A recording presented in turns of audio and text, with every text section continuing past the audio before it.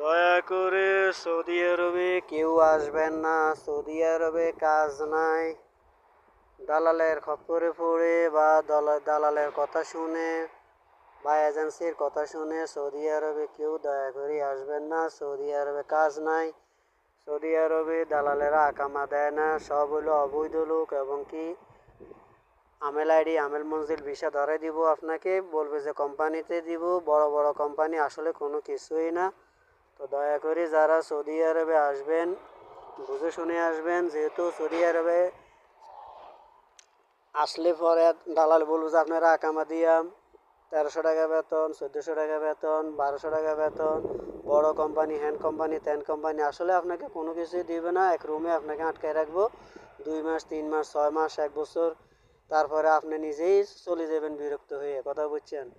তো এখানে দালাল আইন না, আপনারা আর কাজ দিব না। তখন আর দালাল আর যোগাযোগও করবো না, ফোনও করবো না। দিতে আসি বলতে বলতে 6 মাস চলে যাব, 3 মাস চলে যাবে। 3 মাস আপনি খাইবেন কোথায় থেকে, চলবেন কোথায় থেকে? 3 মাস পরে আপনি অবৈধ হয়ে যাবেন। কারণ সৌদি আরবে আপনি ঢুকলেই আপনি 3 মাস থাকতে পারবেন। এটা হচ্ছে এনি টাইমে আপনি আসলে 3 মাস থাকার ক্ষমতা আছে আপনার। 3 মাস পরে আপনি অবৈধ। তো সেই কারণে আপনারা আসতে হিসাব কিতাব করে আসবেন। ওকে ভাই, তো আমার ভিডিওটা ভালো লাগলে আপনারা সাবস্ক্রাইব করে পাশে থাকবেন। ওকে।